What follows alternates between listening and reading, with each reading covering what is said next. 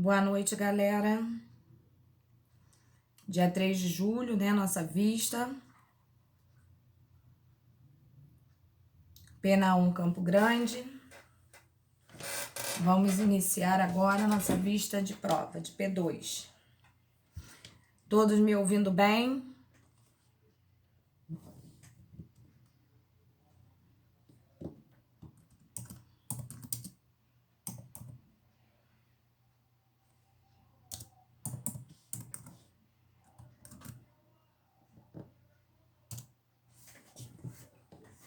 Vocês estão me ouvindo bem?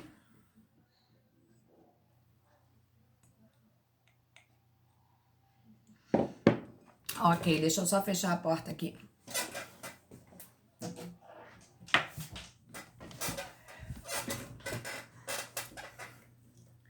Creio que vocês já devam ter pego a nota de vocês, né?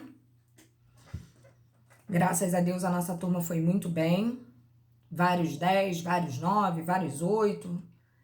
Então, nós já vimos que nós fomos muito bem.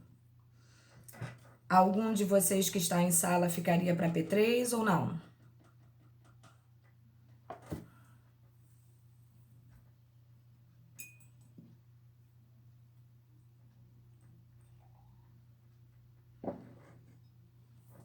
Débora, Ana Paula.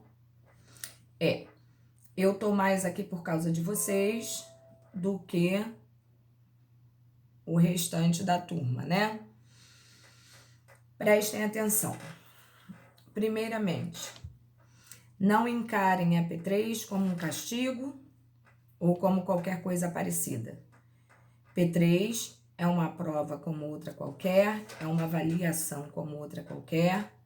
Eu costumo dizer isso pelo seguinte: existem situações em que a gente não está bem, né?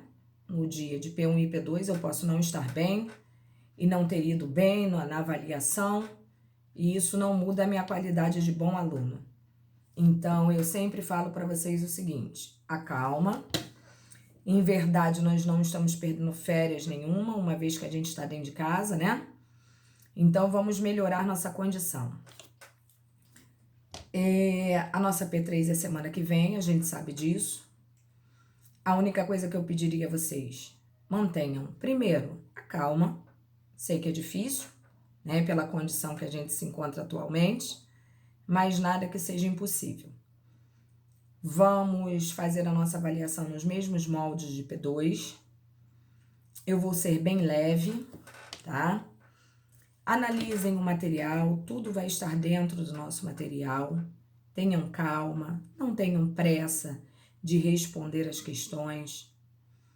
Tenho certeza que todos vocês têm a total condição, tá? A intenção não é prejudicar ninguém, é resolver realmente da melhor forma possível para todos. Então tenham calma, não se apressem em responder. Fora isso, estou aqui durante a semana. Professora, nós não temos mais aula. Ótimo, mas eu estou aqui do mesmo jeito. Professora, não entendi um assunto X. Entra no Zap, fala ali comigo, que eu posso desmistificar para vocês, tá? O que eu quero que vocês entendam é que aqui não é só a professora Paula. Aqui é a pessoa que está disposta a ajudar todos vocês. Não, Lucas, não perdeu não, tá? Então tenham calma, tudo vai se resolver, não tenho dúvida disso. E a gente vai proceder da maneira como tem que proceder. Semana que vem, antes de fazer nossa avaliação de P3, nós entraremos em sala de aula. Eu darei a vocês todas as dicas, né, referente à nossa atividade, como deve ser efetuada.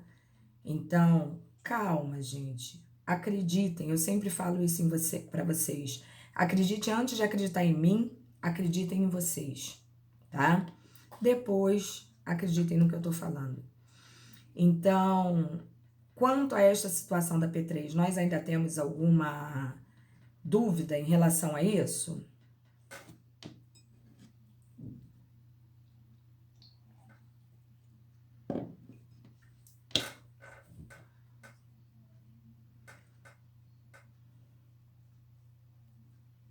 Temos, gente, alguma dúvida em relação a P3?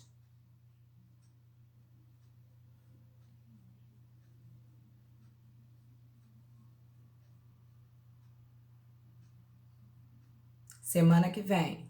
Não é não? É sim, Lucas.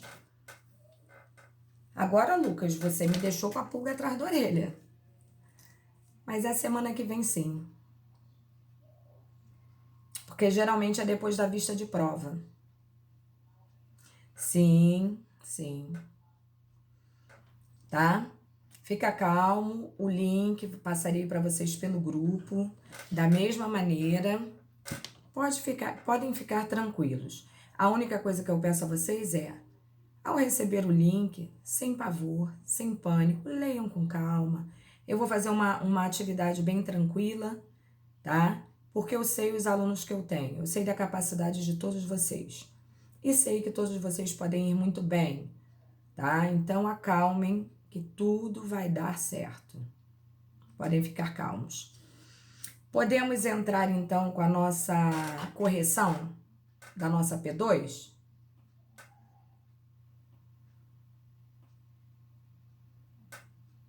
Ok. Então vamos lá. A nossa primeira questão, na nossa atividade de P2, diz o seguinte: não se pode compreender o mecanismo de aplicação da lei penal sem que antes se recorra ao princípio da legalidade, também conhecido como o princípio da reserva legal. Na verdade, no enunciado eu já dei para vocês a metade da questão, né? Postulado que se firma ao lado das garantias constitucionais de proteção aos direitos e liberdades individuais. O estudo desse princípio, portanto, é imprescindível à correta análise do funcionamento do direito penal, no contexto de nosso atual Estado de Direito. Para tanto, verifique a única questão incorreta sobre o assunto. A única questão incorreta sobre o assunto é aquela que diz o seguinte: o princípio da legalidade dentro do direito penal se desdobra entre dois outros princípios. São eles o da reserva legal e o da extraterritorialidade da lei penal. Claro que isso está errado, né, gente? Seria o princípio da reserva legal e o princípio da anterioridade da lei penal. Lembram disso?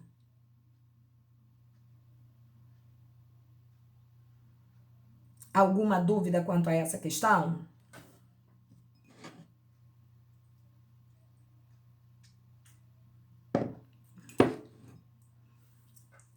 Esse não, Lucas, é de não tenho dúvida ou de não lembro?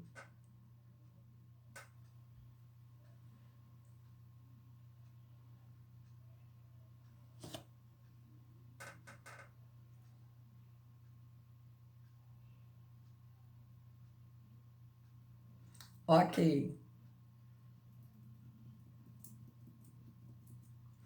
Questão número 2, então. Vamos lá. Nexo de causalidade, também chamado de nexo causal ou relação de causalidade, é o elo que existe entre a conduta e o resultado. A teoria da equivalência dos antecedentes ou teoria da conditio sine qua non, que é aquela sem a qual, né? É a condição sem a qual não ocorreria, lembram disso? Foi adotada pelo nosso sistema penal. Para a solução do problema do nexo causal, utiliza-se o chamado processo de eliminação hipotética. Pergunta-se: quando a ação é causa? Responde-se: quando eliminada mentalmente, o resultado em concreto não teria ocorrido. É aquela questão que se a gente eliminar aqui da mente, né? Fulano deu um tiro em ciclano. Pá! Se eu retiro o tiro que foi dado, ciclano teria morrido? Não. Então, existe um nexo de causalidade entre a conduta daquele cidadão com a do sujeito que morreu. Aí vem o probleminha. Batista perfura o pé de Asdrúbal com um espeto de churrasco. Fala, Isadora.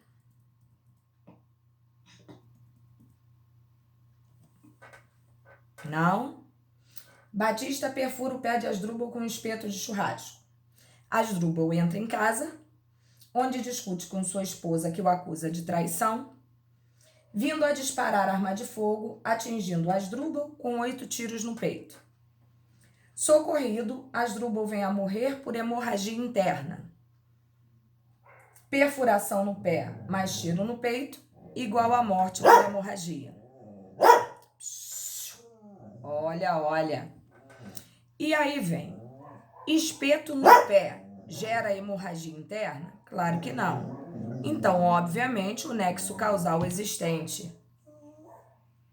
Sem problemas, Isadora.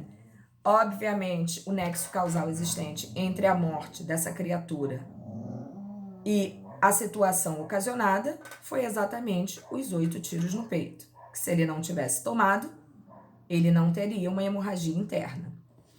E aí vem, diante do acima exposto, marque a única resposta cabível. E aí a nossa única resposta cabível seria: Batista responderá pela lesão produzida pelo espeto, porque ele gerou uma lesão corporal, não é isso?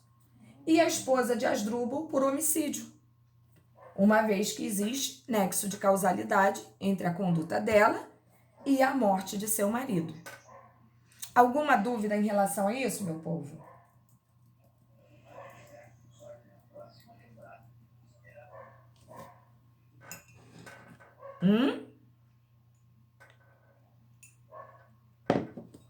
Não? Beleza. Lucas, obrigado por você ser o interlocutor. Muito obrigada.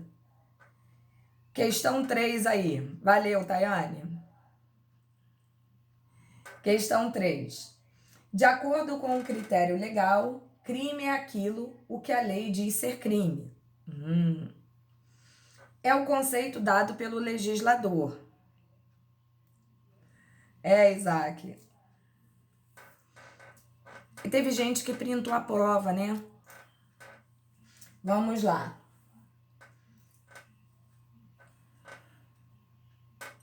Mas vamos lá, porque isso serve, né, para vocês refletirem aí a questão jurídica, não é isso?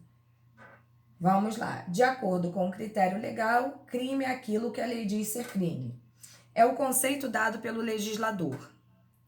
Diz o artigo 1º do Decreto-Lei 3.914 que se considera crime a infração penal a que a lei comina a pena de reclusão ou detenção, quer isoladamente, quer alternativa ou cumulativamente com a pena de multa. Ao passo que a contravenção é a infração penal a que a lei comina isoladamente pena de prisão simples ou de multa, ou ambas, alternativa ou cumulativamente. Neste diapasão, em relação à teoria do crime, podemos afirmar que, não sei se vocês lembram, né? Mas as respostas corretas para essa questão são exatamente a 1 e a 2. O que diz a 1? A 1 diz: no Brasil, infração penal é gênero, do qual decorrem 2 espécies, crime e contravenção. Lembram disso? Que crime é considerado a mesma coisa que delito e contravenção é diferente do crime, uma vez que é uma infração penal menos grave que aquela considerada crime. E a segunda resposta correta seria a número 2, que vem dizendo o que pra gente? Outros países adotam um sistema tricotômico, que é exatamente crime é diferente de delito, que é diferente de contravenção. Existem países que adotam esse sistema, onde as 3 esferas são consideradas infrações penais distintas. Isso não acontece no Brasil. Alguma dúvida sobre essa questão?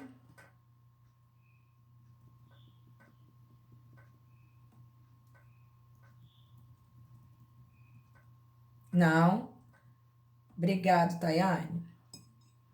É rápido, gente, é só para tirar realmente a dúvida de quem tem. Questão 4.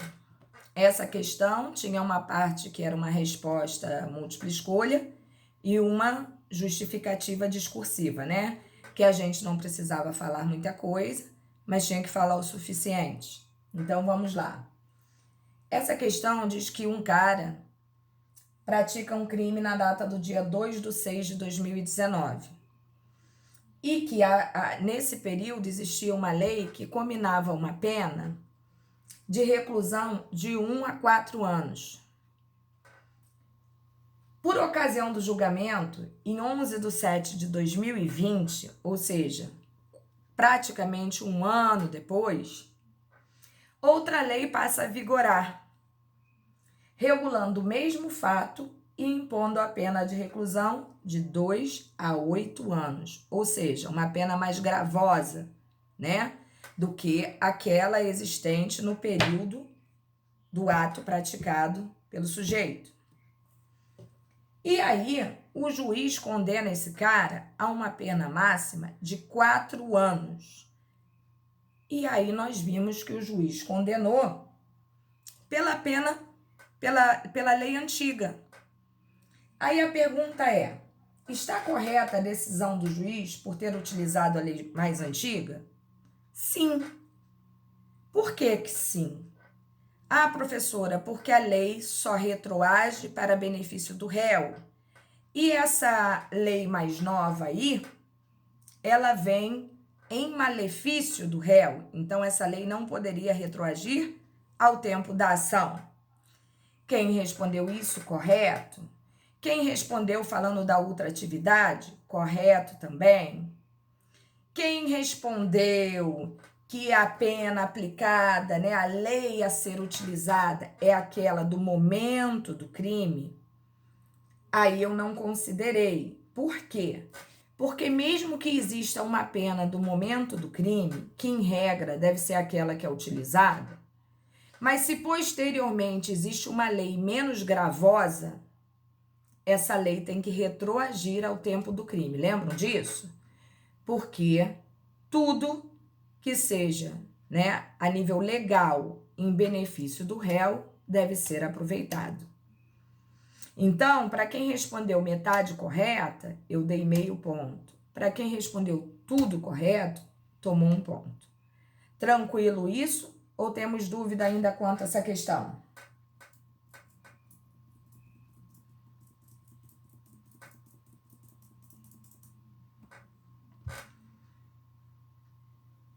Beleza, Lucas? Obrigado, Tayane. Valeu, Débora. Questão 5 aí, galera. A lei pode ter vigência temporária. Artigo 2º. Valeu, Isadora. Artigo 2º da LICC. Também chamada de intermitente. Quanto ao tema, marque a resposta correta.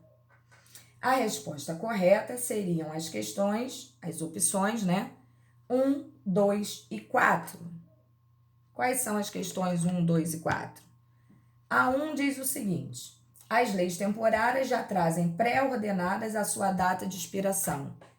Correto? Ela já vem com uma data interposta, né?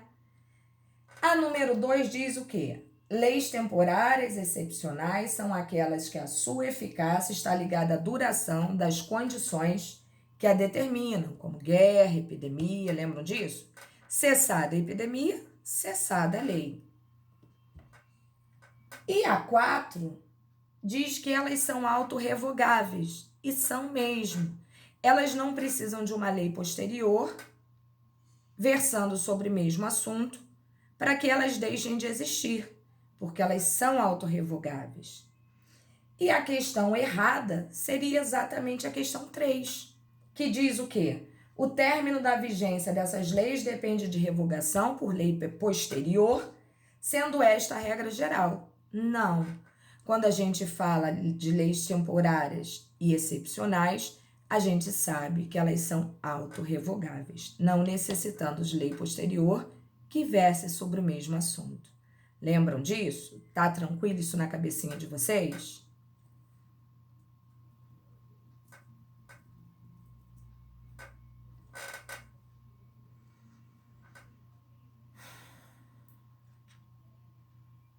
Beleza, gente, beleza. Então, vamos lá para a questão 6. Estamos terminando. A lei penal de um Estado soberano vige em todo o território. Contudo, visando o combate eficaz à criminalidade, a lei pode ser aplicada fora de suas fronteiras, ou até mesmo leis de outros estados podem atuar dentro do país. Dependendo da situação, nós já sabemos que sim, né? Por isso, são necessárias limitações para definir qual a lei será aplicada, dependendo da hipótese de acordo com alguns princípios. Diante do exposto, marque a opção correta. Qual seria a opção correta? Aquela que marca, que diz que as questões 1, 2 e 4 estão corretas. Por que a 3 está incorreta? Vamos ler a 3 aqui, ó. Promulgação significa o ato pelo qual a lei se torna conhecida de todos, impondo a sua obrigatoriedade. Na verdade, a gente sabe que não é a promulgação que torna a lei conhecida de todos, e sim o quê? A publicação.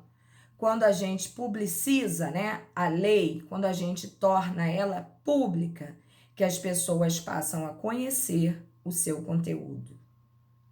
Deu para entender isso aí, gente?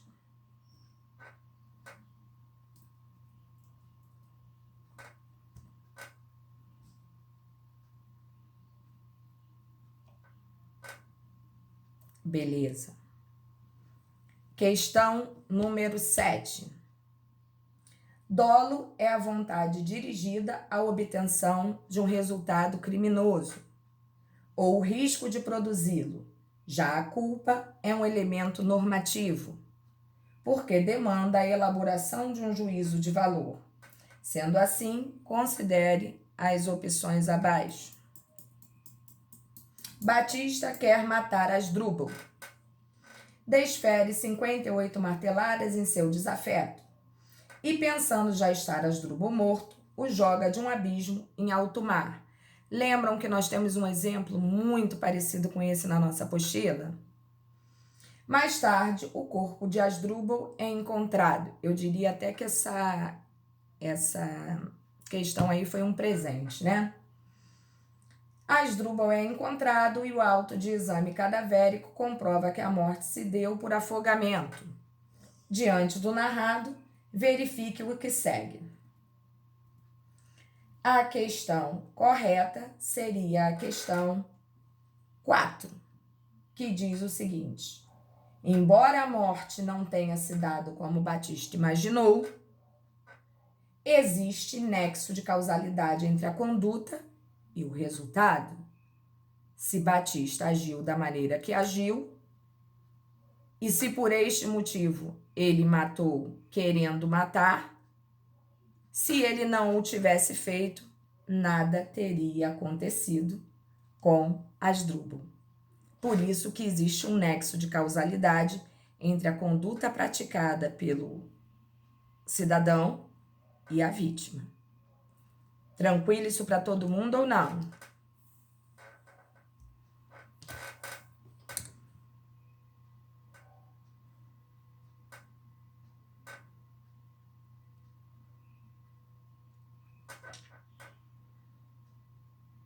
Vamos, galera?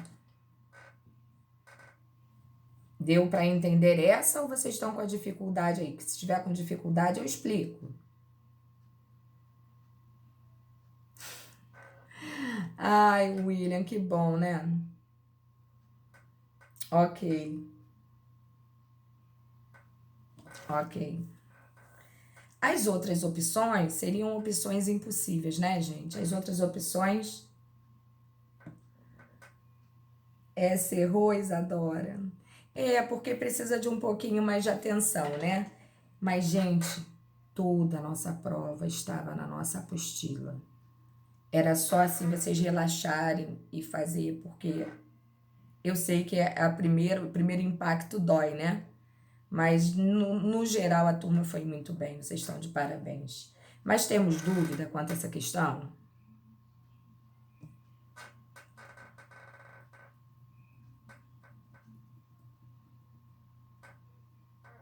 Beleza. Questão número 8, então. Vamos lá. Quanto ao direito penal, podemos afirmar que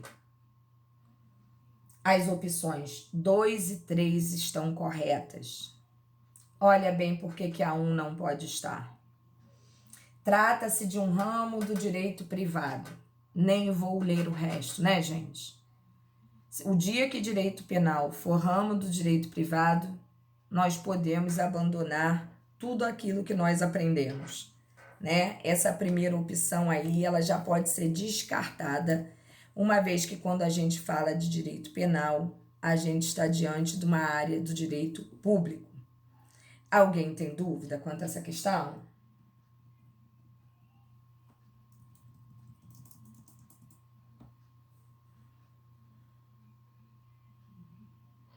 Beleza, William.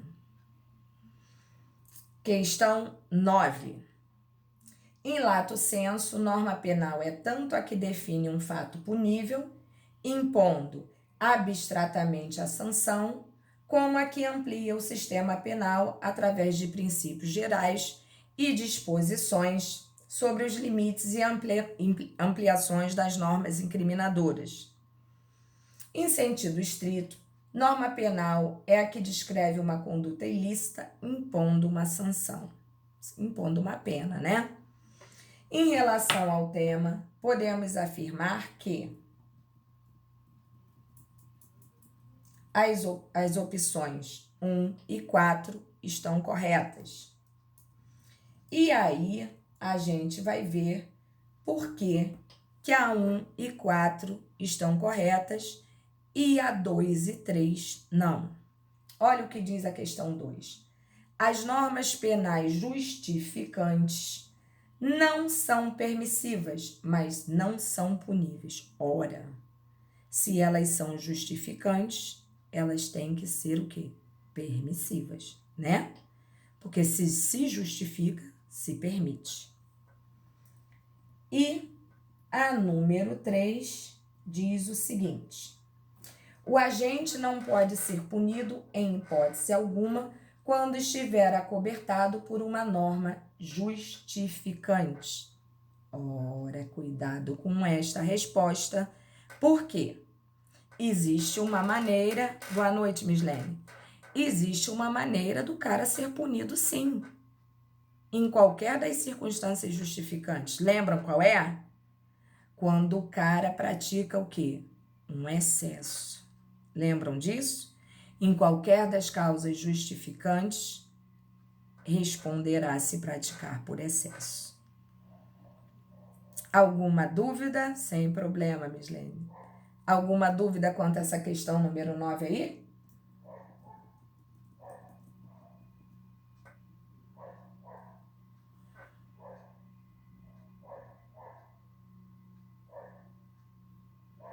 Vamos lá, meu povo.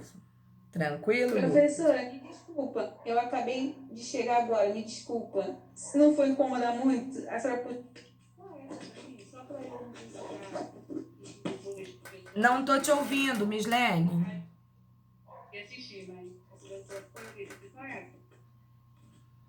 Eu não tô te ouvindo.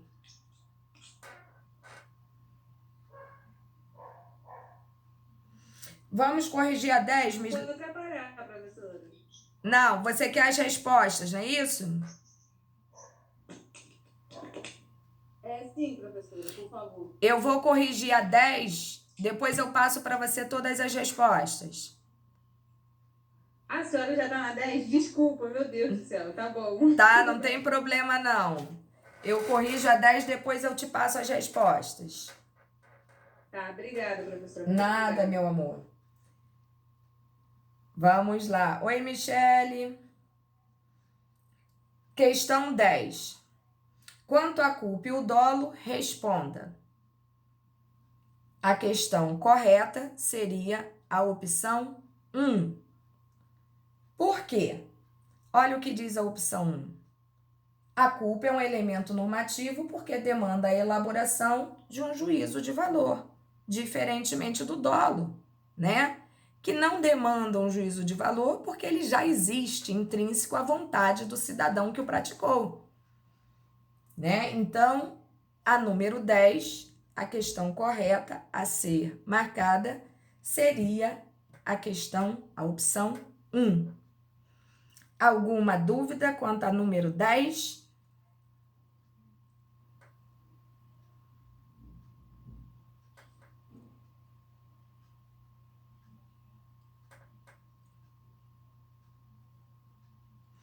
As erradas? Sim, eu vou falar as erradas, que vai ficar mais fácil para vocês, tá? A questão 10, a opção correta, era aquela que fala que apenas a questão 1 está correta. Por quê? Porque as 3 erradas são: a inobservância do dever de cuidado objetivo, em algumas hipóteses excepcionais, pode gerar o dolo no agente. Não pode. Quando a gente fala em algumas hipóteses excepcionais, nós estamos mentindo. Não existem essas hipóteses excepcionais, porque a inobservância do dever de cuidado é um requisito para a culpa e não para o dolo, né? A terceira questão, ela fala que a culpa consciente é igual ao resultado, é previsto pelo agente, que espera sinceramente de forma leviana que ele sobrevenha. Não. Ele espera de forma leviana que o resultado não sobrevenha. Até porque se ele esperasse isso, não seria culpa, e sim dolo. E a terceira opção errada seria: culpa consciente e dolo eventual são equivalentes. Jamais, jamais. Apesar da gente gerar o nome culpa consciente, não existe uma vontade intrínseca a esta culpa, tá? E quando a gente fala de dolo, seja ele eventual ou não, o cara, em verdade, que pratica o dolo, ainda que ele não queira, vamos dizer assim, como no dolo eventual, ele assume o risco e não tá nem aí pro resultado que der, porque para ele tanto faz. Então, em verdade, existe uma vontade intrínseca à atitude, à conduta praticada por ele. Portanto, dolo e culpa jamais irão se confundir. Deu para entender agora, Lucas, a diferença básica nas questões?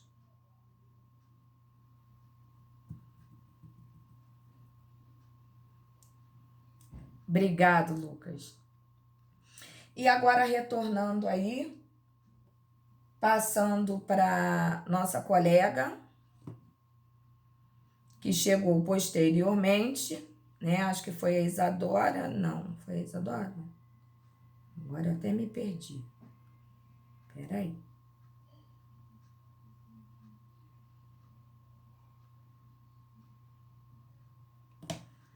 Não, foi a Mislene. Foi a Mislene. Vou passar para você as respostas.